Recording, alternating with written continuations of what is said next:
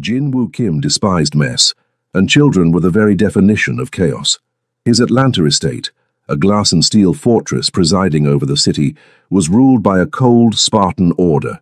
No stains, no sound, no sentiment. At 35, he was the Dumok, boss, of the burgeoning Jopok network in Georgia, a man whose ruthlessness was legendary and whose intense, dark eyes could paralyze a rival crew. Yet, there was a quiet disruption to his immaculate world. Amara Jones, his newest housekeeper. She was a silent force, a shadow of rich brown skin and tightly coiled braids, who cleaned his clutter with painful efficiency. Amara possessed a steady composure that intrigued him, a deep resilience etched in the exhaustion beneath her expressive eyes. Jinwoo knew only that she was a single mother, and that simple fact was a warning of vulnerability. He paid her generously to ensure compliance, but his profound distaste for any form of dependency was why he had insisted on one ironclad rule. Her children, under no circumstances, were allowed near his property. That rule, he would soon discover, was the one law even the great Dumok of Atlanta could not enforce. Jinwoo's law could bend the entire city, but it did not apply to hunger. Jinwoo's kitchen was a shrine to opulence, larger than Amara's entire two-bedroom apartment. It was a monument to excess, with marble counters stacked with exotic fruits and commercial equipment she didn't even know how to operate. She usually cleaned it after his private chef had left, the lingering scent of galbi and truffles hanging heavy in the humid southern air. Tonight, her heart hammered against her ribs as the clock ticked past midnight. She'd stayed late to clean up a spill in the boss's study, and her nerves were frayed, her stomach hollow. She thought of her children, 7-year-old Nia and 4-year-old Malik, huddled in their beds pretending not to notice the lack of dinner. Childcare costs had swallowed the grocery money. Shame was a tight, cold fist in her gut, but the primal need of a mother for her young was stronger. Her exhaustion was a mask, her pride a brittle shield.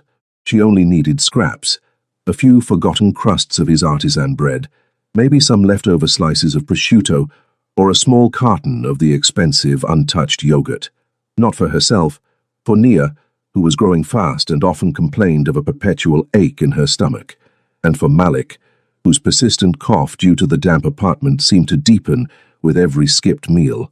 Amara, a woman of deep faith and unshakable pride, moved like a thief.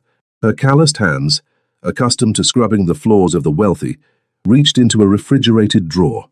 She quickly pulled out 3 untouched brioche rolls and a handful of sliced deli turkey, shoving them into a plastic shopping bag she kept tucked in her cleaning apron. "What do you think you're doing?" The voice was a low, controlled growl, yet it carried the weight of a firing squad. Amara froze, the air escaping her lungs in a shaky gasp.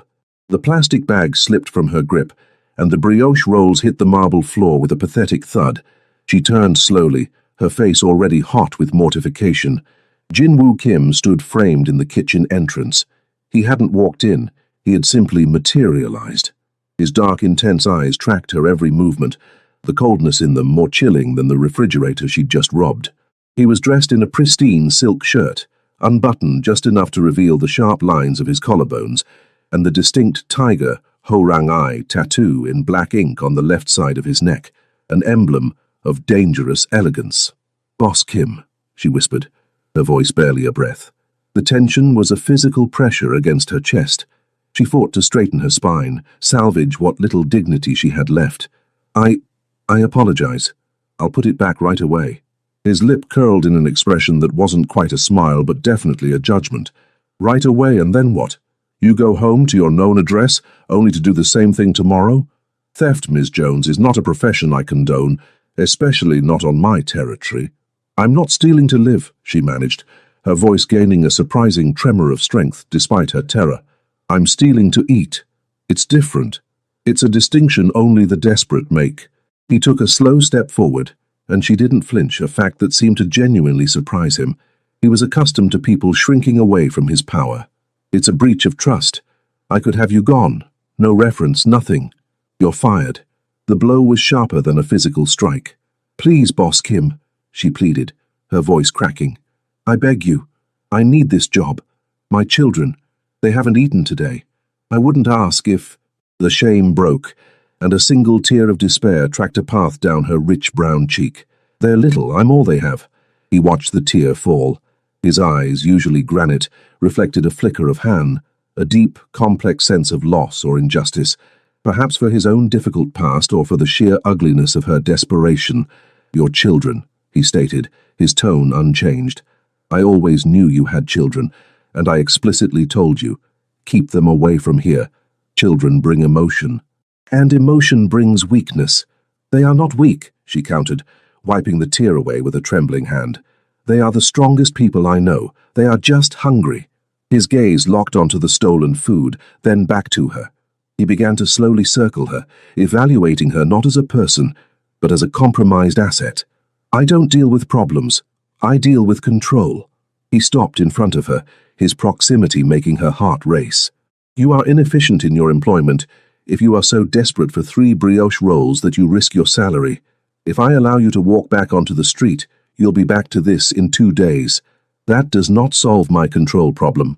Jin Woo pondered, his sharp jawline taut. The Jopok code valued loyalty, even if it had to be bought, and he had a violent aversion to loose ends. If she were caught by authorities, she might have something to tell. The slightest risk was unacceptable. "Here is my deal," he said, his voice low and laden with unspoken menace. "You steal from me. Now I will make you steal from yourself. To keep this job, you must be under my control. Total control." Amara felt her anxiety coiled tight. "What do you mean?" "I mean your problem is logistics. You can't work and care for them and keep them fed, so I solve the logistics." He gestured toward the empty bag. "Go home. Bring your children back here by dawn." She stared at him, disbelief washing over her.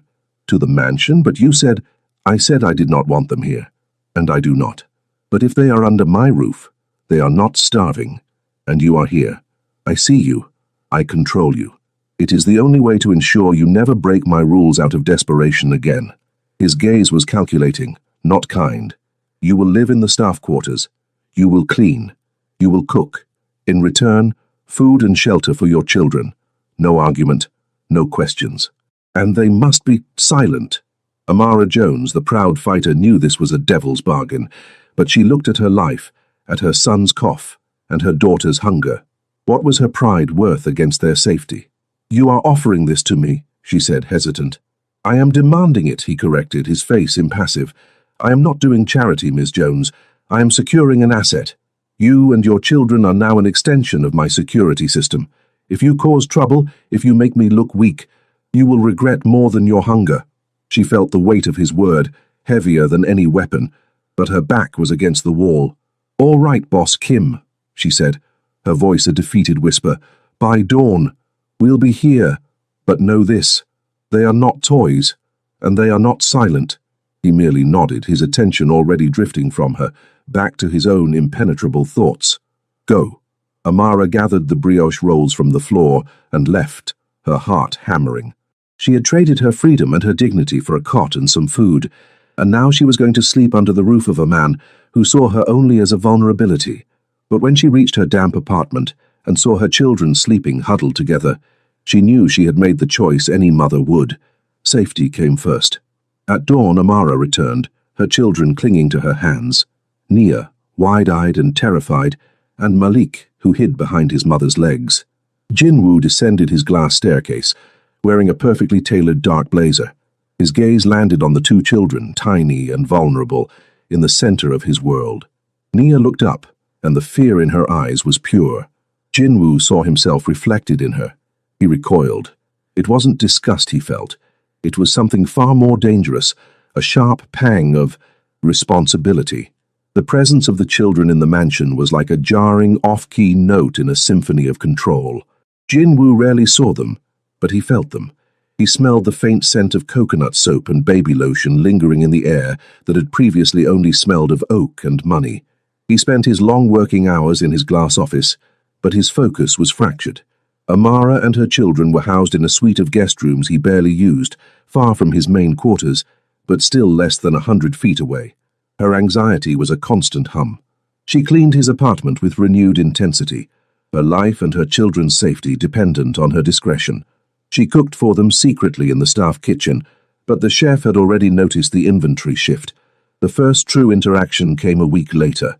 Jin-woo came downstairs for a late breakfast. The dining room, designed for high-stakes dinners, was empty save for him. However, the silence was shattered by a tiny cough from the hallway. Malik.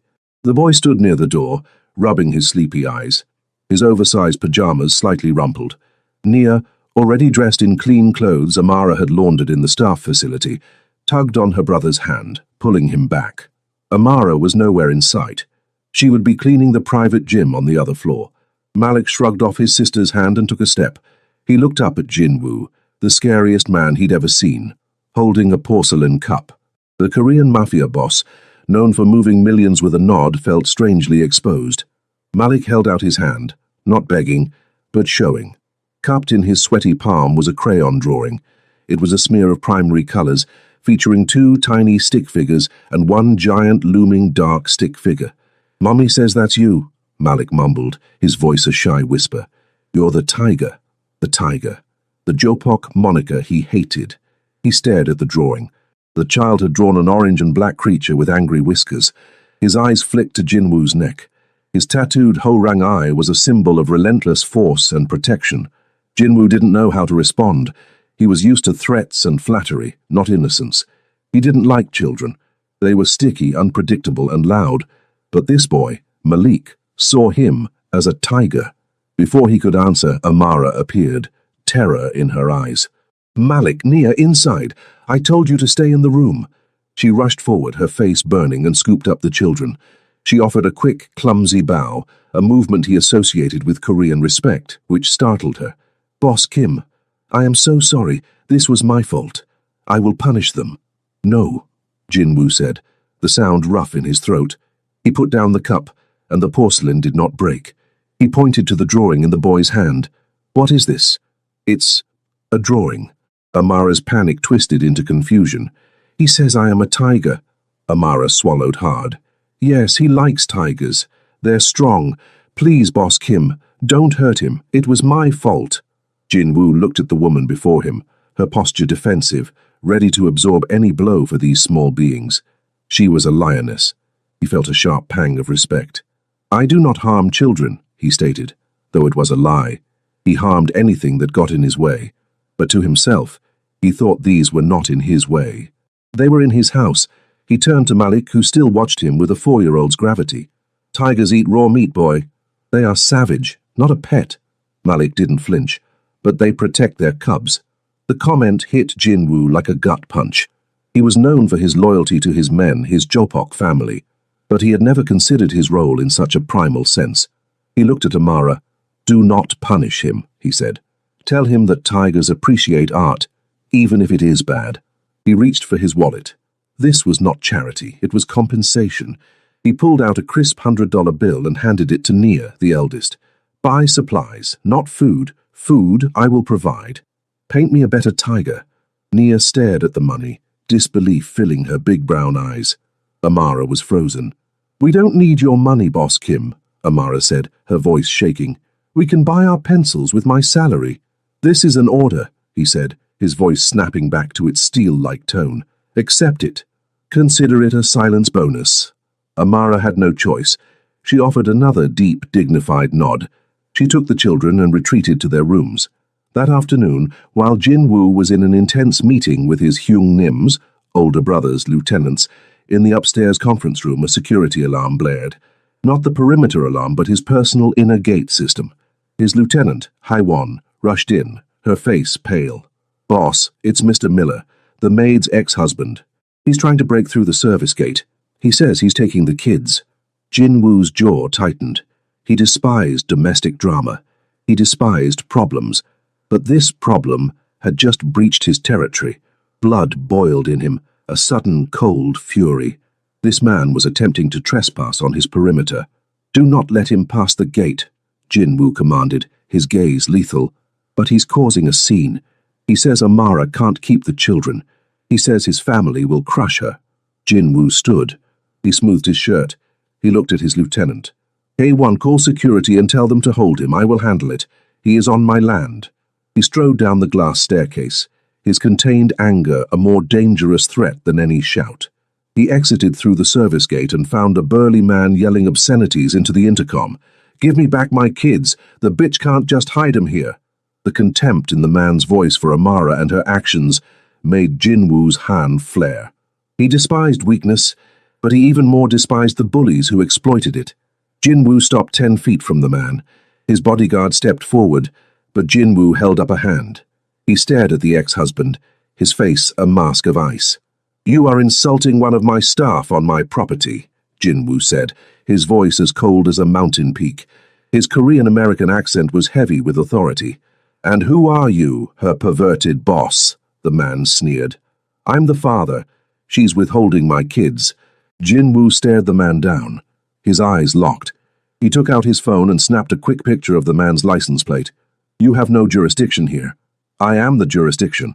He took a step forward, and the ex-husband finally saw the tiger on Jinwoo's neck, the badge of silent violence. His eyes widened. "You will retreat now, and I assure you, if you ever bother Ms. Jones or the children, or step onto my property again, I will ensure that you and your entire bloodline regret the day you were born." The man stammered, his bravado crumbling. The threat was real. Jinwoo's security detail closed in. Jinwoo watched the man being led away, fear replacing arrogance. He turned back to the mansion where Amara watched from the window, her children hidden behind her.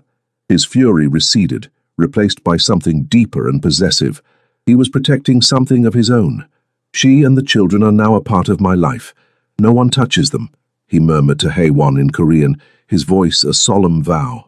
He ascended the glass stairs, his focus entirely fixed on the woman who had witnessed his weakness and his strength. The aftermath of Jinwoo's intervention changed the air in the mansion. Amara was no longer just cleaning. She was being guarded. Her initial fear had morphed into a cautious suspicion, now coupled with a budding, dangerous sense of security. She felt trapped, but finally safe. The outside world, represented by her ex-husband, had retreated into the haze. The Korean boss, for his part, was fighting an internal war. He still spent his days managing his Jopok empire, but his nights were now filled with faint domestic sounds. Malik giggling at a cartoon, Nia quietly asking for help with a math problem. He didn't intervene, but he also didn't demand Amara silence them. He simply listened. One afternoon, Amara was cleaning his small safe room. He had forbidden her from touching any documents, but the safe itself needed vacuuming. Her eyes snagged on a small folded piece of paper that had slipped out, a list of expenses. It was not a normal list.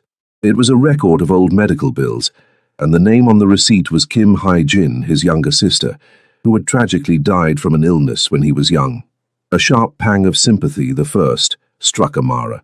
She realized his aversion to weakness wasn't true coldness, but the fear of losing what was vulnerable. Later, Amara was in the staff kitchen, preparing what she called emergency comfort dinner. Southern green beans, seasoned with smoked turkey, and jalapeno cornbread. The scent, rich and savory, wafted through the ventilation. Jinwoo came downstairs, his brow furrowed. "What is that smell?" he asked, his tone demanding control. "It's green beans, Boss Kim. It's soul food, stuff that grows down south." He raised an eyebrow. "I do not eat stuff that grows. I eat samgyeopsal." "I know what you eat," Amara shot back, stirring a pot of beans. "And you need more than pork fat and soju to fuel a tiger. Your charges need something substantial. They need soul." He stopped at the threshold, his arms crossed over his muscled chest. "Do not call your dishes soul food in my territory." "Why? Are you afraid it'll give you one?" she challenged, her defensive posture giving way to defiance. She was a woman of fierce pride. He had given her safety, but she would not give him her spirit. He offered a slow, unnerving half-smile. He stepped closer to the counter, his shadow falling over her. "I am afraid of nothing, Miss Jones, except losing control. And you are an unacceptable risk to my control." He picked up a spoon and tasted the green beans.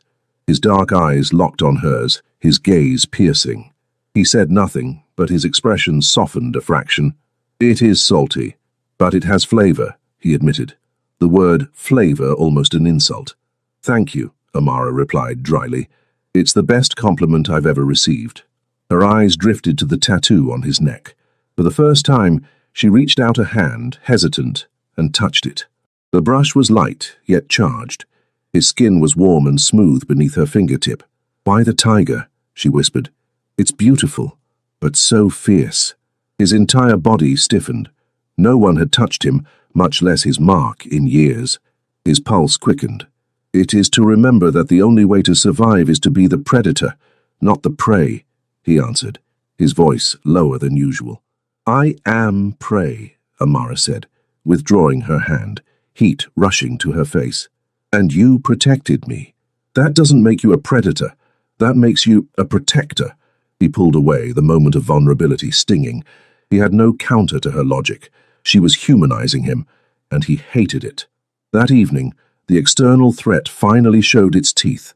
Jin-woo was sipping soju and trying to ignore the laughter filtering up from the staff quarters when Haewon, his lieutenant, burst into his office. "Boss, news from New York. The Japanese clan, the Yakuza, they found a leak in the system. They know you have Ms. Jones and the children here." Jin-woo's face hardened into a lethal mask. "How?" "The ex-husband. He has old connections. He sold the information that your weakness is a black woman and her children. They say it is a disgrace to the Jopok, and proof that you have gone soft, American. They say if you do not surrender them, they will strike." Jin-woo's head pounded. His life was control, and now the entire underworld knew of his blind spot. He didn't hate children. He hated what they did to his power. "Where are Amara and the children?" he asked, his voice a low thunder. "In the room. They are sleeping." Jin-woo grabbed his blazer, his face cold. "Prepare security. No one else needs to know this. If they think I am weak, I will show them what an American Korean tiger does when his cubs are threatened." He had to get them out. He had to protect them. But his fury wasn't just protection, it was possessiveness. They were his now, part of his territory. Amara was being woken by a terrified Naya. "Mommy, there are big men outside, with guns." Amara sat up. She felt no fear. She felt a cold anger. She ran to the window and saw Jin-woo's men arming themselves. The door burst open. Jin-woo stood there, dressed in black, his eyes blazing. He was there to save them, or to take them. "You and the children, now. To the bunker," he commanded, his voice leaving no room for negotiation. At that very instant, a Yakuza sniper sent a warning. A bullet tore through the living room window upstairs, shattering the grand crystal chandelier. The deafening sound broke the night's silence, and Amara knew her period of peace was over. War had come for them. The sound of shattering glass marked the end of the illusion. Amara grabbed her children, pulling them both beneath the heavy bed. Her body curved over theirs. Her strength was not that of a tiger, but that of a mother. Jin-woo stormed into the room, his body tense and coiled, a pistol in his hand. He wasn't yelling, he was operating in Dumok mode. He saw Amara protecting her young, and his respect for her spiked.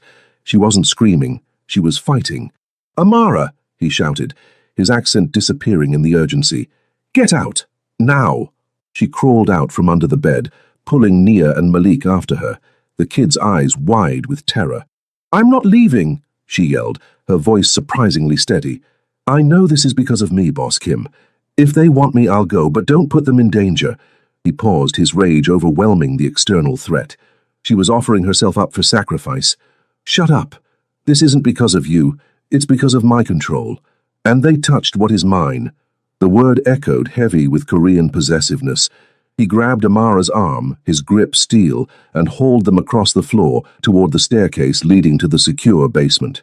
Haewon and his men formed a human shield, fighting off the initial attack. As they ran, Malik, overwhelmed by the noise, stumbled and fell. A sharp cry from Nia pierced the chaos. Jin-woo didn't hesitate. He released Amara, scooped up the boy, and tucked him against his chest, his trained hands shielding the small body. Malik clung to his shirt. He looked down at the child, then at Amara. For the first time, his dark eyes weren't empty. They were blazing. Protection was the most primal thing he had felt in years. He was willing to die for them. They reached the underground bunker. It was a soundproof, luxurious suite. Jin-woo threw the children onto the bed, and Amara tumbled in beside them. He slammed the steel door shut with a heavy thud. "I have to go out there," he said, already turning. "No." Amara grabbed his hand, her fingers clamping around his wrist. "You're bleeding." A shallow cut on his forearm was dripping blood onto the white marble floor. He hadn't even noticed. It is nothing, he said, pulling his arm away. It's everything, Amara countered, her voice an urgent whisper. You go out there and you will die. Don't. Stay with us. You already saved us, now save yourself. He looked at her face, her natural beauty highlighted by fear, but her resolve stronger. She was begging him to live, to stay, not for her salvation, but for his. If I stay here, they will come for us. They will burn the house to get us out. I have to be a predator, Amara, not a victim. Be a protector, then, she challenged. You don't have to kill them. You just have to stop them. Her word hit him. She was right. He could use his brain, not just his gun. He could give them what they wanted, but on his terms. He didn't have to hide. He had to assert. He looked down at Nia, who held out a small cartoon bandage from the drawer. Malik smiled. He felt the weight of his responsibility. He was fighting a war he had created. He ripped off his silk shirt. The blood from his arm was running down his shoulder. Amara gasped, not in fear, but in a sudden, sharp, physical awareness. She was looking at him, his muscled body, his intense strength. She grabbed a clean towel and stepped closer. Let me clean it, she murmured. Her hand was warm and soft against his arm. Their proximity was electric. He smelled the faint scent of vanilla and laundry detergent. His control fractured. You are trouble, Amara, he growled, his voice husky. The biggest trouble I have ever had. You are making me feel things. Good trouble or bad trouble? She asked, her gaze fixed on the wound. Dangerous trouble, he admitted. He leaned in, his eyes locked on her lips. His heart hammered in his chest. His breath met hers. He was fighting the impulse. A kiss interrupted by gunfire was something he couldn't risk. I'm not leaving, Amara said, pulling back slightly. Give me your gun. I'll stay and fight with you. He laughed, a rough, humorless sound. You are insane, Ms. Jones.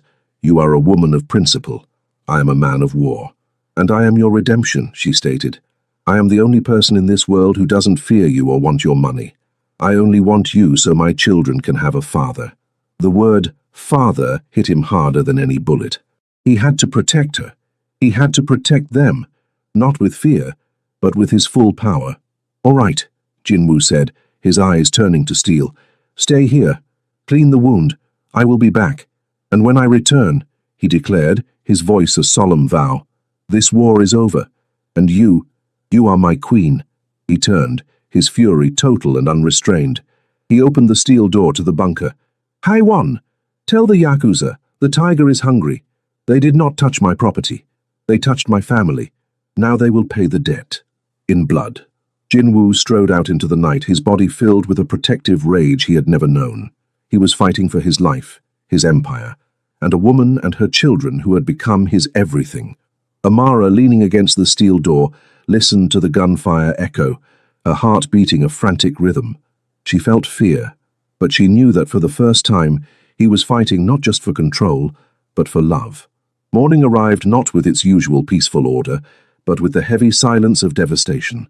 Shuttered windows, the smell of smoke, and the sound of quiet cleanup crews upstairs.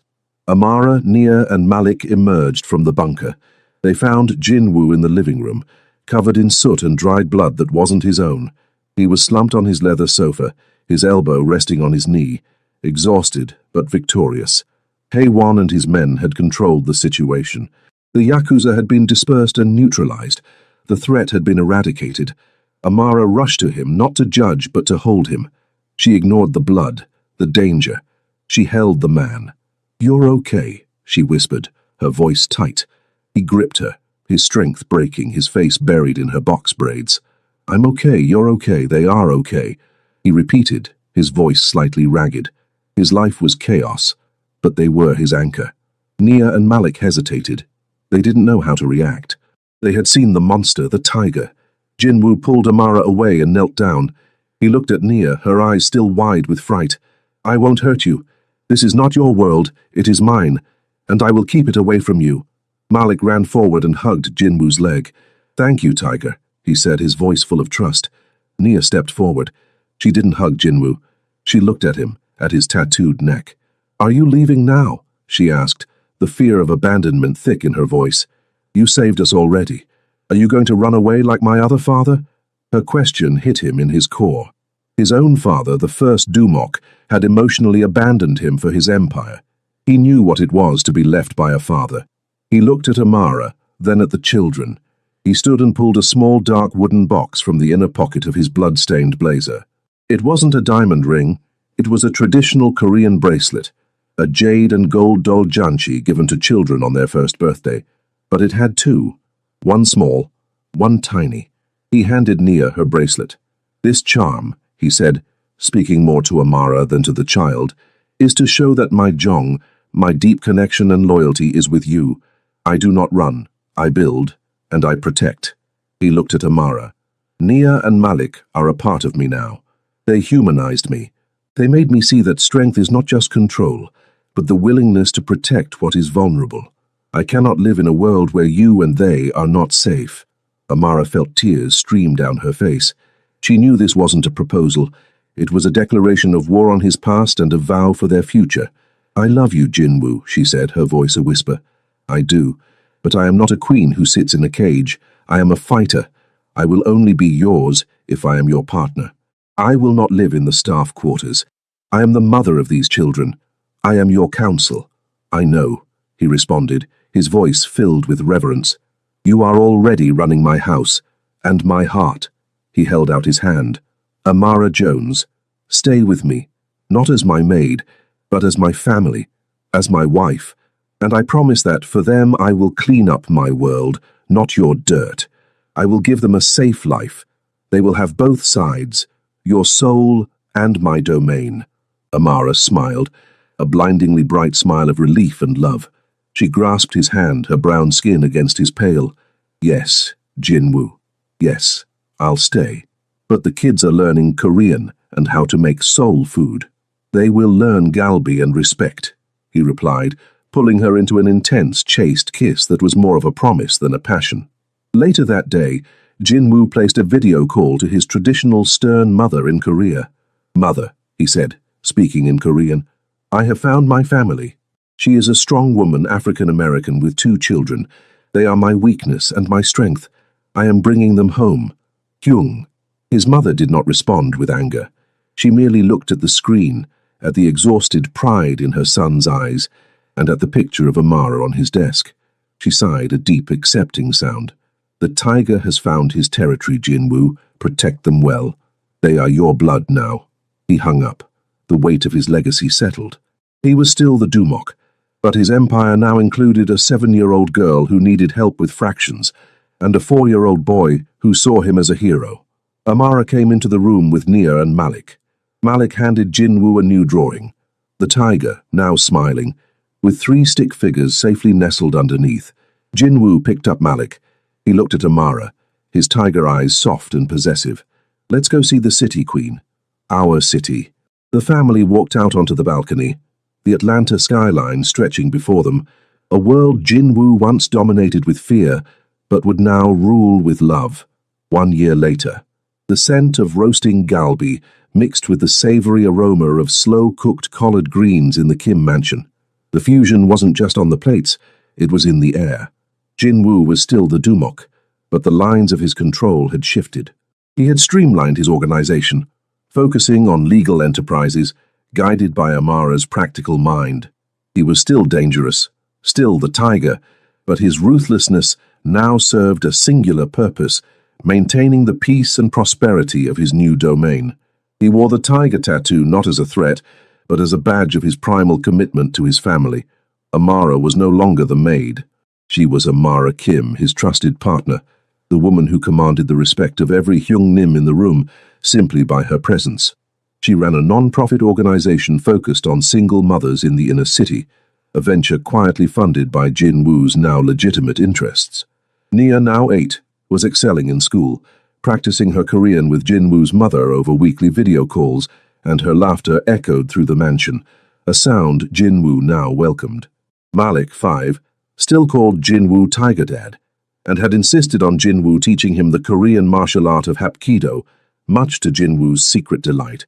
On a warm Saturday afternoon, the family stood on the vast lawn.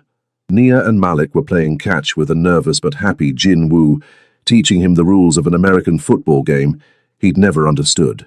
Amara watched them, leaning against the balcony railing, a gentle smile on her face. Jin Woo caught the ball, turning to look at her.